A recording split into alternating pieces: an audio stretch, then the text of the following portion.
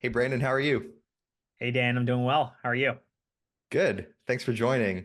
Um, I'm glad I could get you on here because I we've known each other for a while and we've worked together on a few projects and things like that. And I wanted to get you on here because you have a lot of experience owning your own agency, owning a couple of businesses, I think, at this point, uh, building and selling them. If you could, I'd love to, if you could kind of dive into your background, maybe how you got into entrepreneurship and just kind of where you started and kind of how you got to where you are now. Yeah, absolutely. Well, thanks for having me, first of all, Dan. Appreciate it. So a little bit about me. I kind of, fell into, I'm going to call it a trap, but the trap that everyone else falls into, which is going to college and getting a 9 to 5 job. So I went to college, thought I wanted to be a doctor. I realized when I took the basic level chemistry, Chem 101, and I couldn't pass, that I probably wasn't meant to be a doctor. So I switched over to business and majoring in marketing, and it just came so much easier and natural to me. Like it was just I could understand it versus trying to wrap my head around chemistry, which I didn't understand at all. Graduated and got a sales job in a healthcare IT company and um, learned a lot about sales and leveraged my background as a high school student when I worked at Best Buy in sales. Kind of like I knew I liked sales. I knew I kind of liked that marketing side. Um, and in kind of my corporate kind of career, I worked at a couple of companies, and every year and a half or so, I would switch jobs. And I think a little of the reason why I switched jobs was one, I wanted to grow, but two, I also just wasn't content or happy. It was a 9 to 5. And that kind of led me into entrepreneurship. So even while I had, you mentioned I've, started and sold businesses, I've also started and failed businesses, right? And so when I was working a full-time 9 to 5, I, started a business which was like a nightlife bus company. And it was like, this was before Uber. And I wanted to take people in the DC area from one nightlife hotspot to the next. And well, that failed because Uber came and basically crushed us, right? And I found myself wanting to use Uber than my own bus. But I worked in the corporate world, and what I realized was in year 6 or 7 in corporate America, I wasn't fulfilled. I would sit at my desk, look at my clock every day, and say, well, it's 4 o'clock, it's 5 o'clock. I can't wait to go to the gym. And I was like, I can't do this for the next 20, 30 years of my life. And kind of that's what led me to take the big step into leaving corporate America completely to start my first full-time business, which was Thrive Cryo Studio. And that was a whole body cryotherapy wellness type spa that I went all in on. I, risked a high paying 6 figure job to go all in on it just because I couldn't look back 20 years from now and say, man, I wish I would have. And that's kind of a motto that I live by. I wish I would have or would not have, right? But more of would have. And so I did it. And I'd be lying to you if I said it was easy. It was, as any entrepreneur will tell you, to start off. It was stressful. It was where am I going to get money to pay bills and learning on the job.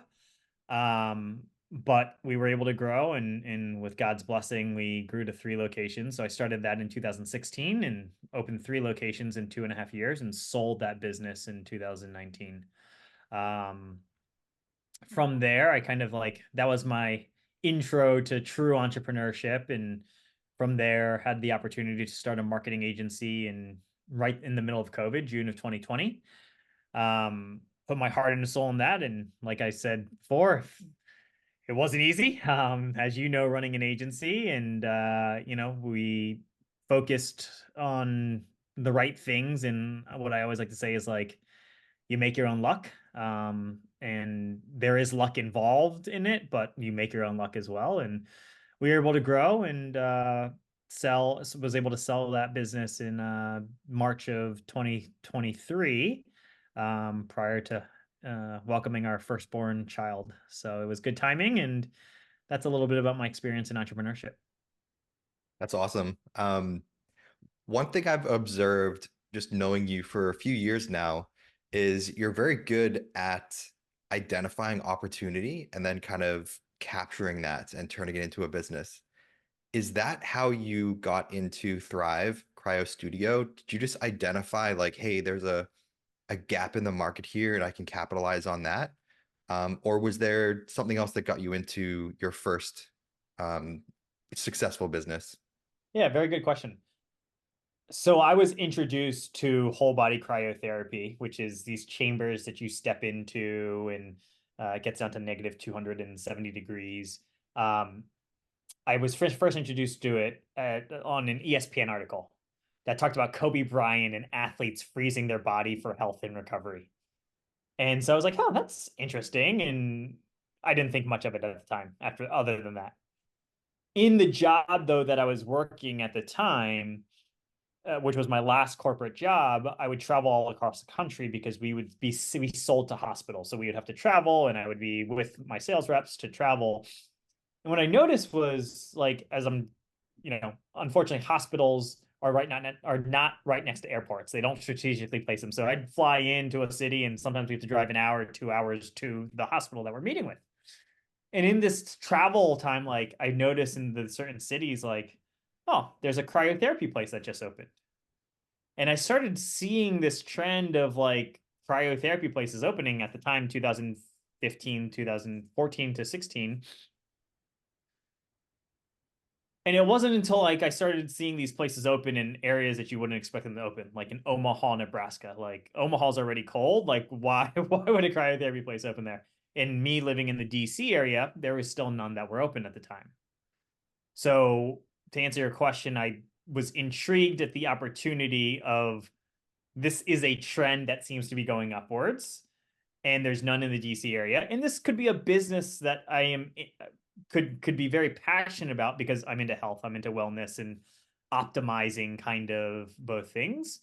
And plus I didn't need a doctorate degree. So I could kind of do both things as what I wanted to do. So yeah, that's how I identified that opportunity. Nice. That's great. Um, why is it that you keep coming back to starting businesses?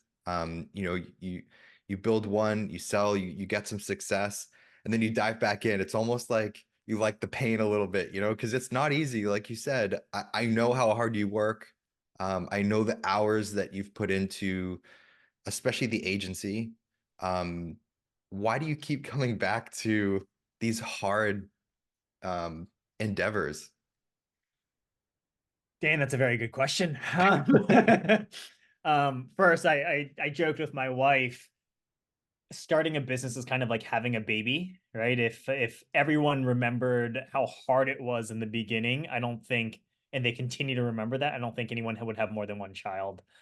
And it's the same thing with a business. It's like you forget how hard it was in the beginning. As I look to start my third business right now, you forget how hard it is and like how much it takes to get off the ground. And just like the little things that are just frustrating. But one, I always say if it was easy, everyone would do it. But two, to answer your question directly of like, why do I do that as opposed to maybe sticking with a business for 10 years? It's very interesting. I'm a big follower of Tony Robbins, and Tony Robbins talks about entrepreneurs in general, but there's different types of entrepreneurs.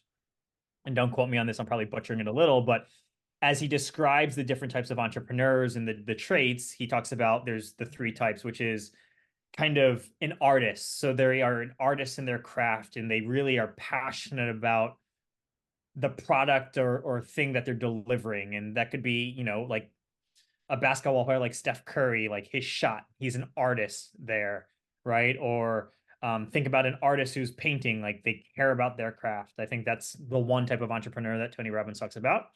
The second is almost like a manager or integrator or an operator. So they're kind of like, I'm going to use a basketball example again, like the head coach, like Steve Kerr for the Golden State Warriors. And they are the entrepreneur that's just strictly great at taking a team of people and understanding the end goal and leading them to that. And then the third type is just strictly like a numbers guy. Like, I'm going to invest this much money and I'm going to take this much money back out, or I'm going to make this much money back from my investment. And they're just truly looking at the entrepreneur side of the inputs and the outputs. And why that really resonated with me is, and to answer your question, is I'm just an artist. Like I have, even from a young age, have always had so many ideas of business that I could do. And if I'm being fully transparent, I also know my strengths. When businesses get to a certain level and they vary in the business, it's just not as fun for me anymore, if I'm being honest.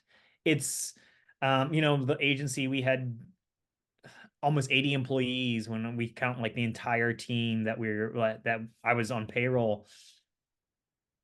And being at that level, it wasn't fun like it was when I first started because I didn't have the same type of, I don't want to say impact, but impact on like what we are delivering and all that. And as an artist, that's what like I got more energy from. And I think that's where, in working with my business coach as well, it's like I just like building new stuff. I like getting it off the ground, conceptualizing it, building off the ground, getting it to a certain level, and then realizing and knowing that at this level, then I might not be the best person to take whatever I've built to the next level. And I think for both businesses, while very different, both from a revenue standpoint and a size standpoint, I had reached those points in both of those businesses. And I'm assuming, not assuming, I know that even with those three characteristics, if you're the builder or the creator, you still need to know the numbers, or you still need to be good. I mean, you had a team of 80 people. You still need to be good at hiring, firing, creating teams, culture, leadership, all of those things. If if that doesn't come natural to you, or if that's not something that you're passionate about, how do you battle with that in your mind as far as um, it's just one of those things that you have to do to reach your goal, or you have to do to get the business off the ground. Yeah. Um, how do you how do you kind of battle with that? Is it just I'm gonna stick it out until I see my vision come to life and then just pass it along, or is there something else? Yeah. Very good question. And you highlighted a very important point. Just because I am the artist doesn't mean I don't look at the numbers and I am not managing and leading a team.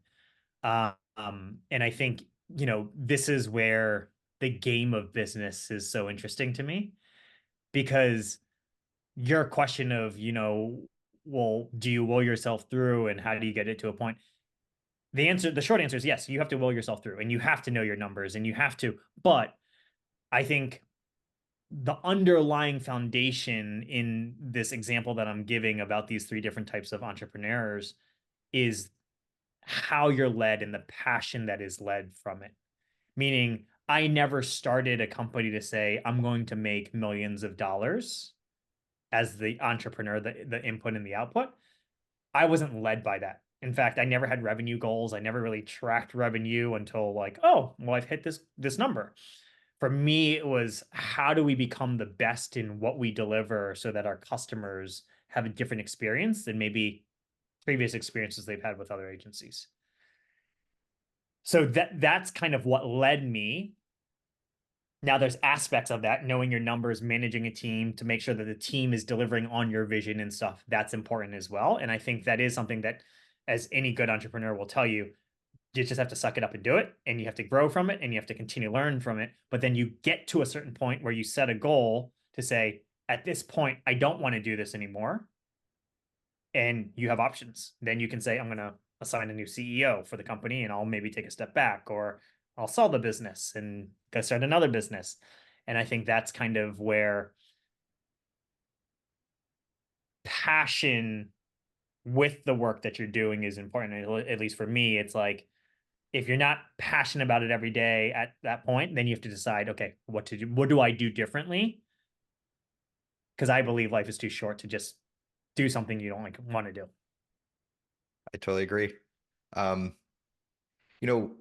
one of the things that's interesting is, you started with a retail business and then you went to, I would say, kind of a service, online service, business. That's the agency. Now you have a third business in kind of a different industry again, or a different style, um, are you just constantly curious about new types of businesses? Because, you could have been, someone who's like a developer, or someone who knows how to code and just make one SaaS product and then another SaaS product and another SaaS product. And that's building as well, but it's all in the same type of field. But you seem to, I don't want to say bounce around, but you seem to enjoy discovering new um, business frameworks, or, types of businesses. Is that just uh by chance? Is that something that you're just a forever learner? Um, how do you kind of choose what type of business you go into next? Very good question as well. I have a multifaceted response to that. I think number one is I've always been intrigued by business. So business interests me. And as I mentioned in the college, from switching from taking science classes to business marketing and other business classes, it was like night and day in my mind of like, this makes so much more sense than the science did. Like science was literally, they could have taught me in another language and I would have learned just as much. And business was like, they were speaking to me as a kindergartner. And and it was reflected in my GPA. Like just to give you an example, like my GPA my freshman and sophomore year were about 2.6, 2.7. When I switched my majors and like when you look at my junior and senior year, I was at 3.8 ish, right? And that naturally, yes, it has come to me, and sometimes I take that for granted. Um, Number two, though, I think with kind of business and kind of the different businesses that I've been in, I also go back to kind of like you make your own luck. And I think for me, I believe that everything happens for a reason. Like I believe, you know, I started this one business that actually introduced me as a segue to my second business, which was the marketing agency. So while not connected as a business per se, the opportunity has kind of um, evolved from previous experiences. And I think that's where you put yourself out there, you make your own luck to have the universe or whatever you believe in kind of guide you to what you're ultimately supposed to be doing in life and in this world. Not a scientific answer, Dan. I, I don't think most things are scientific. So, um, you know, so what would you say is like the biggest difference between a brick and mortar retail business and an online agency? Um, and comparing that to what you're doing now, are the fundamentals, you see them as the same? You're just creating a product or service that's different, or are there real skills that you need that are vastly different across the board? Yeah, very good question. I think the biggest thing that stands out when you compare like a brick and mortar retail location to, let's say, an online business in general is your target market, first of all. So a brick and mortar, you're only typically serving up the population where that brick and mortar location is. So you are very limited in that. I think that's number one. Number two, a brick and mortar location, you have a lot more overhead. You have to have rent, and you do need staff, which you need staff for an online business as well. But there's more overhead needed on a brick and mortar. You have a limited population that you can serve, or target market that you can serve compared to an online business. I think those are the two biggest things that will stand out to me. Um, I think there's other nuances in kind of how you market, but it's not that different, right? Like it's the marketing is kind of similar, and depending on the type of business, similar channels as well. Um you still need to be a good manager and leader and direct your team to the vision that you have for the business. But I would say those two that I just mentioned, which is the difference in who you can serve and how you serve them and the costs associated with it are quite different. What would you recommend for someone who's either starting their first business, or new thinking about starting a business, what would you say is the way to go? Would you say brick and mortar retail or just, an in-person style business like that or online? What would you say is the easiest to get going and I guess learn the basic skills of entrepreneurship? Yeah, very good question. I think the easiest to get off the ground with the least amount of resources is an online business. There's no doubt. I mean, all you need is a computer and maybe even an iPad or a phone if you don't even have a computer, right? And so I think there's nothing more minimal than that as long as you can provide a service that is valuable to whoever you're serving. Um, I think there is a need for brick and mortar businesses, depending on what type of industry and all of that. But the scale at which you can grow an online business is much greater than a brick and mortar. So based off of that and the costs associated, we talk about the numbers and the inputs and the outputs. An online business is definitely has higher upside potential per se. Um, when we're talking about generalities compared to a brick and mortar. And how do you, this is something that I've struggled with, but how do you balance work-life balance? Um, are you in the mindset of there is no work-life balance, or do you have the mindset of I need work-life balance to be creative? Um, where do you kind of land in that? What are your thoughts on, balancing those two things? Because, the way I see it is if you're an entrepreneur, everything's on the line, especially when you're starting out. So you don't have the luxury of a salary. You don't have the luxury of, screwing up for 3 months in a row. And, a lot can go wrong very quickly. So how do you view work-life balance and like, what are your strategies for it? Yeah, very good question. I think you're asking the wrong guy because by nature, I have a very obsessive personality. So no matter in business or not, like whatever like I do, we were talking about health earlier, and I'm like, in this time transition of selling my last business and starting this other business, I wanted to optimize my health, and I've just kind of gone all in on this, maybe too far. So I do have a very obsessive personality.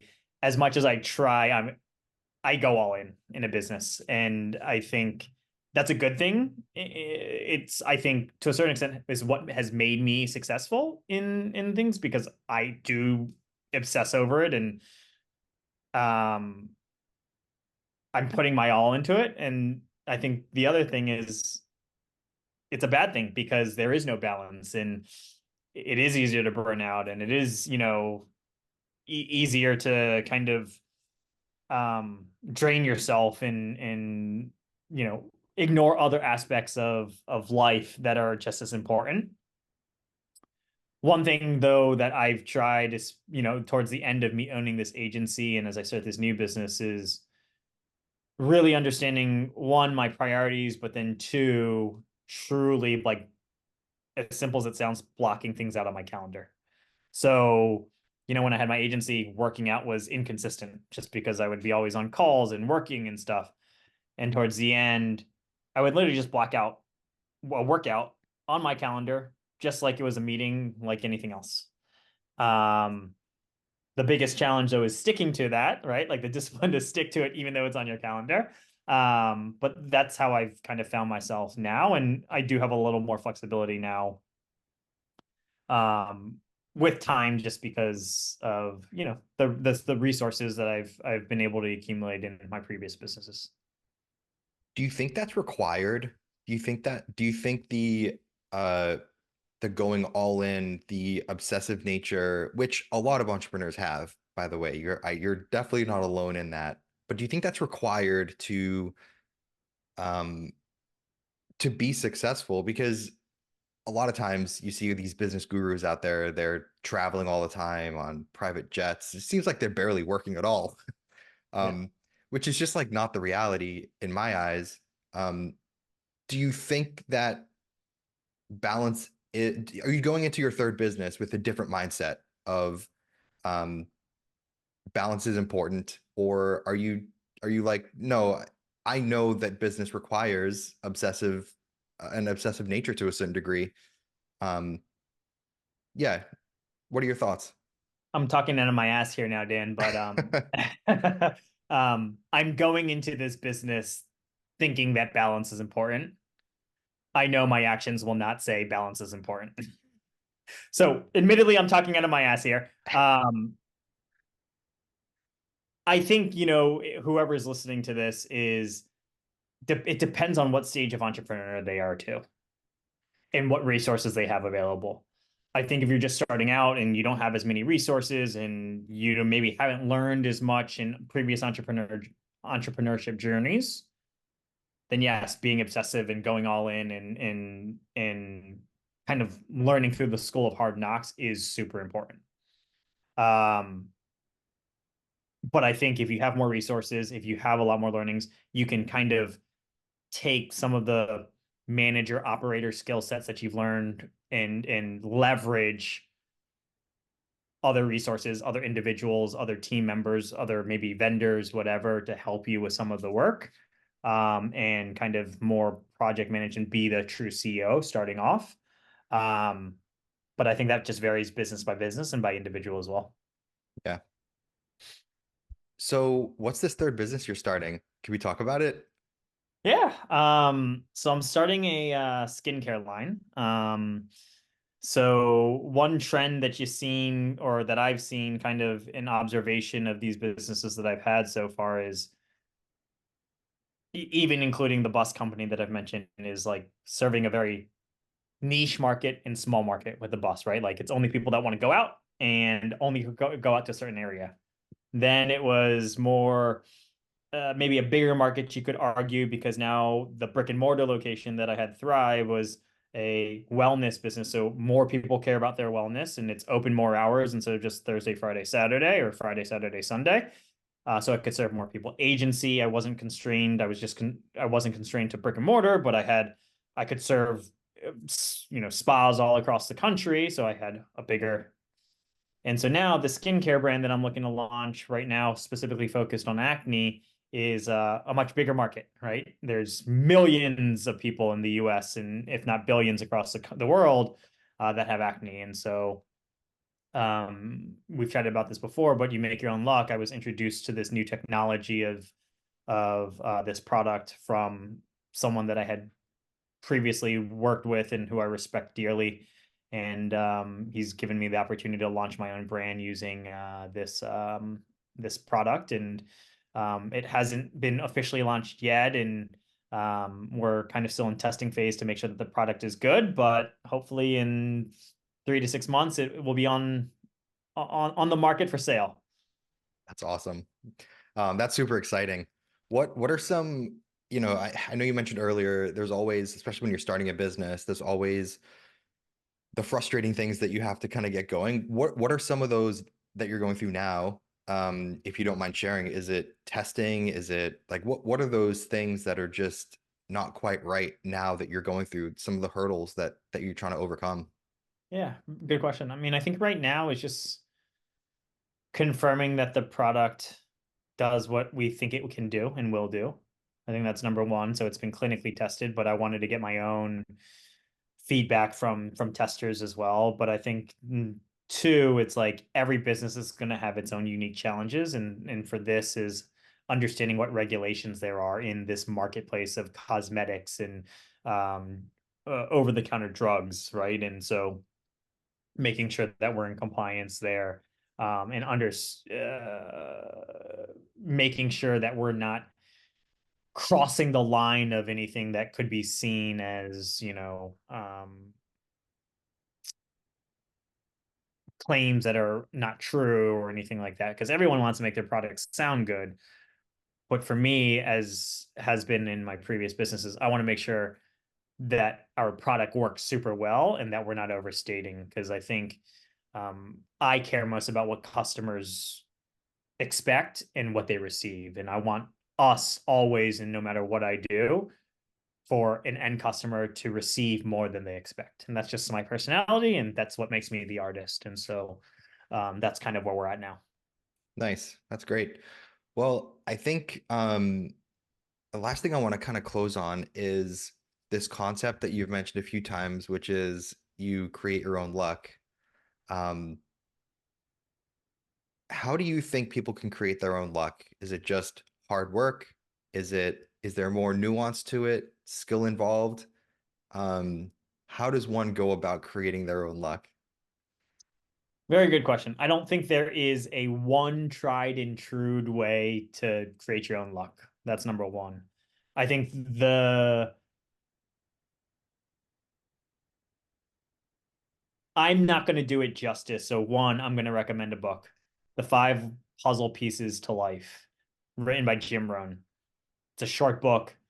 He talks about basically making your own luck, which is kind of visualizing what you want, identifying a plan to get to this goal that you have that you've visualized, and then taking action.